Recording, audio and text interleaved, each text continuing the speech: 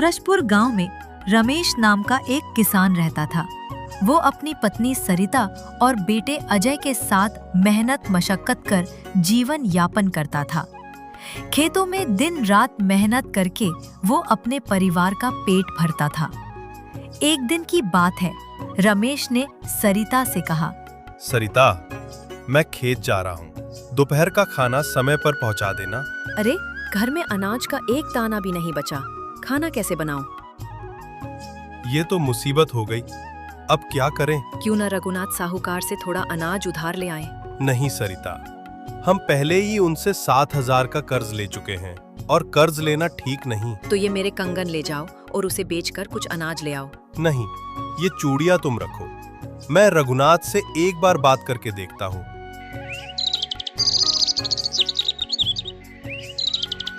रमेश साहूकार रघुनाथ के पास अनाज मांगने जाता है।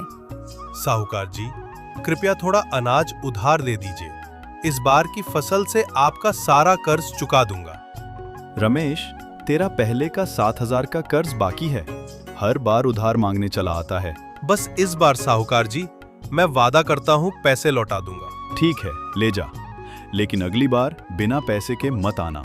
धन्यवाद साहूकार जी। रमेश अनाज लेकर घर लौटता है। लो, अनाज आ गया, अब खाना बना देना। रमेश खेत जाने को तैयार है, तभी एक साधु दरवाजे पर आता है। बेटा, इस भिक्षु को थोड़ा भोजन दे दो। बाबा, हम खुद मुश्किल से 2 वक्त की रोटी जुटा पाते हैं, आपको क्या दें? रुकिए बाबा, हमारे पास भोजन नहीं, पर ये थोड़ा अनाज ले लीजिए। भगवान तुम्हारा भला करे बेटा। रमेश अनाज देता है और खेत की ओर चला जाता है। दोपहर को सरिता खाना लेकर खेत पहुंचती है। सरिता, हम कर्ज में डूबे हैं, अगर इस बार फसल अच्छी न हुई तो सब खत्म हो जाएगा। चिंता मत करो, भगवान सब ठीक करेंगे। दोनों खाना खाकर घर लौटते हैं। रघुनाथ और मंगलू रमेश के घर पहुंचते हैं। रमेश, मेरा कर्ज कब चुकाएगा? मुझे भी अपनी दुकान चलानी है। साहूकार जी, इस बार फसल अच्छी होगी, मैं आपका कर्ज चुका दूंगा। ठीक है, पर अगर इस बार पैसे न मिले तो तेरा खेत मेरे नाम हो जाएगा। रमेश भाई, अब की बार बच के। रघुनाथ और मंगलू चले जाते हैं।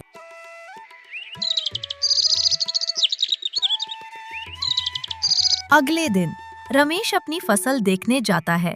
वाह, इस बार की फसल शानदार है, इससे कर्ज भी चुक जाएगा और हमारी गरीबी भी मिटेगी। रात को अचानक तेज तूफान और बारिश शुरू हो जाती है। हे भगवान, मेरी फसल बचा लेना। सब ठीक हो जाएगा। अगले दिन गांव का रामू चिल्लाता हुआ आता है। रमेश भाई, तेरे खेत का बुरा हाल हो गया, सारी फसल बर्बाद हो गई।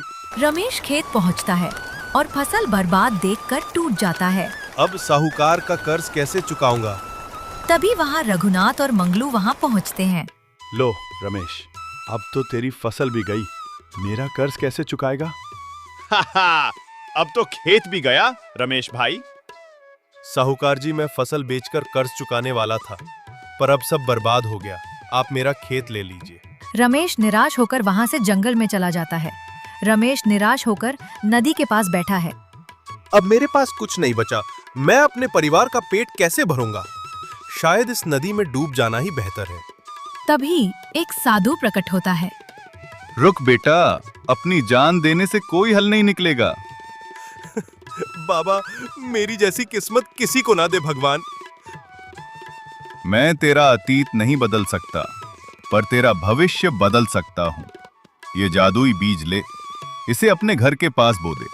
सुबह तक एक जादुई पौधा बनेगा जो नेक इरादों से मांगी हर इच्छा पूरी करेगा। बाबा, ये एक बीज मेरी जिंदगी कैसे बदलेगा? विश्वास रख बेटा, सब ठीक हो जाएगा। रमेश बीज लेकर घर लौटता है। ये क्या लाए हो? हमारा खेत तो रघुनाथ ने ले लिया, अब क्या करेंगे? जादुई बीज है, साधु ने कहा ये हमारी गरीबी मिटा देगा। एक बीज? ये मजाक है क्या? रमेश पूरी बात बताता है। रमेश बीज को घर के बाहर बो देता है। रमेश और सरिता देखते हैं कि एक चमकता हुआ पौधा उगाया है। अरे, ये तो सचमुच पौधा उगाया, लेकिन फल कैसे आएंगे? हे जादुई पौधा, मुझे तरह तरह के फल दे। ये तो सचमुच जादुई है। रमेश फल ठेले पर लादकर बाजार जाता है। ताजे फल लो, ताजे फल। रात होते ही सारे फल बिक जाते हैं। रमेश सरिता के लिए साड़ी और अजय के लिए खिलौने लाता है।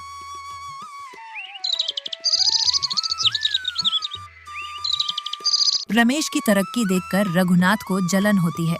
ये रमेश कल तक मुझसे उधार मांगता था, इतने फल कहाँ से ला रहा है? साहूकार जी, फल तो पेड़ से आते हैं। मूर्ख, सवाल ये है कि वो पेड़ कहाँ से आया। आज रात इसका राज पता करेंगे। रघुनाथ और मंगलू चुपके से रमेश के घर पहुंचते हैं। अरे, इस पौधे पर तो फल भी नहीं है, फिर रमेश फल कहाँ से लाता है? साहूकार जी, सुबह तक रुकते हैं, शायद कुछ पता चले।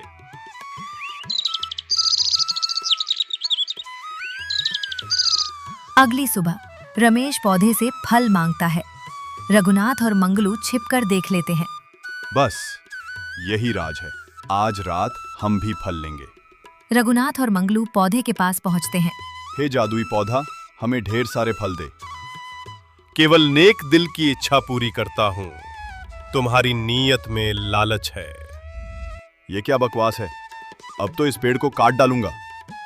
रघुनाथ जैसे ही कुल्हाड़ी चलाता है, एक चमक के साथ वो और मंगलू पत्थर की मूर्तियों में बदल जाते हैं।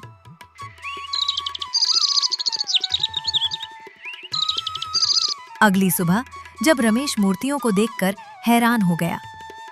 ये मूर्तियां कहाँ से आईं? ये रघुनाथ और मंगलू है। इन्होंने लालच में मुझे काटने की कोशिश की। हे जादुई पौधा, इन्हें माफ कर दो, इन्हें वापस इंसान बना दो। पौधा रमेश की नेकदिली देखकर रघुनाथ और मंगलू को इंसान बना देता है। रमेश, हमें माफ कर दे, हम लालच में अंधे हो गए थे। हाँ रमेश भाई, अब कभी ऐसी गलती नहीं करेंगे। रमेश अपनी कमाई का हिस्सा गांव के गरीबों में बांटता है। वो और सरिता जादुई पौधे का उपयोग दूसरों की भलाई के लिए करते हैं। अब हमारी जिंदगी बदल गई। इस पौधे ने हमें न सिर्फ अमीर बनाया, बल्कि नेकदिली का रास्ता भी दिखाया। हाँ, अब हम पूरे गांव की मदद करेंगे। गांव वाले रमेश की नेकदिली की मिसाल देने लगते हैं। बरसात की एक शाम नंदपुर गांव में गोपाल की चाय की दुकान पर हरि और मोहन बैठे। उनके चेहरों पर उदासी साफ झलक रही। आमतौर पर ये लोग 2-3 कप चाय पी जाते हैं, लेकिन आज 1 कप भी नहीं लिया। गांव की मौजूदा परेशानी ने सबको विचलित कर रखा है। तभी गांव के हेडमास्टर सुरेश दुकान पर पहुंचते हैं। अरे हरी, मोहन, तुम लोग यहाँ इतने उदास क्यों बैठे हो? मैं जब से इस गांव में आया हूँ तुम्हें हमेशा हंसते मुस्कुराते देखा है। आज अचानक क्या हुआ? आइए मास्टर जी, बैठिए, आपकी चाय तैयार है। मुझे पता था आप थोड़ी देर में आ ही जाओगे। आज अपनी स्पेशल तुलसी वाली चाय पिलाता हूँ।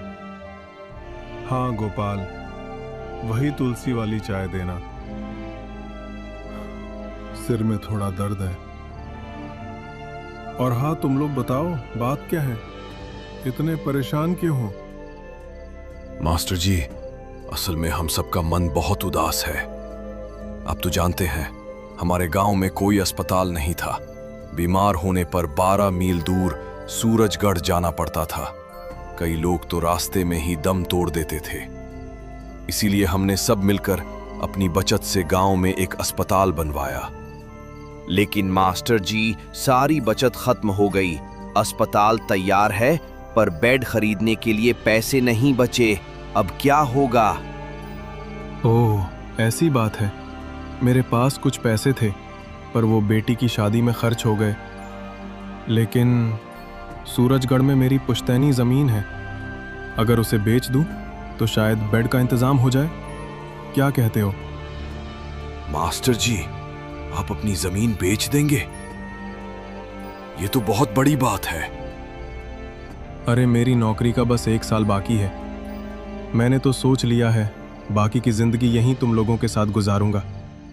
वैसे भी ये पुण्य का काम है, भगवान ऐसे मौके बार बार नहीं देते। हरि, मोहन और गोपाल की आंखें नम हो जाती हैं। तीनों हाथ जोड़कर सुरेश का शुक्रिया अदा करते हैं। अरे ये क्या कर रहे हो? चलो कल सुबह हम सूरजगढ़ चलेंगे। कुछ लोग मेरी उस जमीन को खरीदना चाहते थे, देखते हैं अगर बात बन जाए तो जमीन बेच देंगे।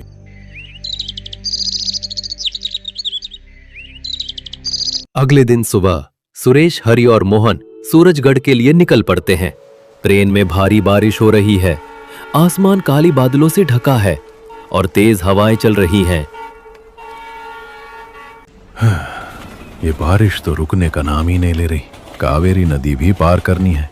स्टेशन से गांव कितना दूर है मास्टर जी? स्टेशन से उतरकर पहले नदी के किनारे पहुंचना होगा, फिर नाव से नदी पार करके सूरजगढ़। बातें करते करते समय बीत जाता है।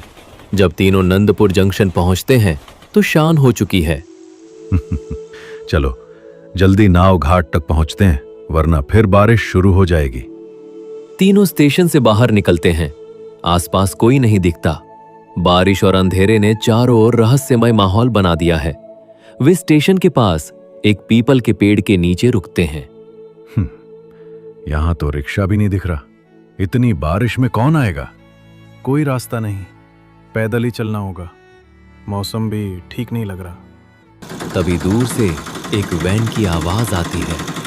रुको, लगता है कोई वैन आ रही है। वैन पास आती है और सुरेश चालक को पहचान लेता है। अरे बलदेव भैया, आपसे मिले हुए कितने दिन हो गए? अरे सुरेश, कैसे हो? सूरजगढ़ जा रहे हो? हाँ बलदेव भैया, ये हरि और मोहन है मेरे गांव के। हम सूरजगढ़ मेरे घर जा रहे हैं। क्या आप हमें नदी के किनारे छोड़ देंगे? शायद आखिरी नाव मिल जाए। इस बारिश में नाव? खैर चलो देखते हैं। बैठो सब।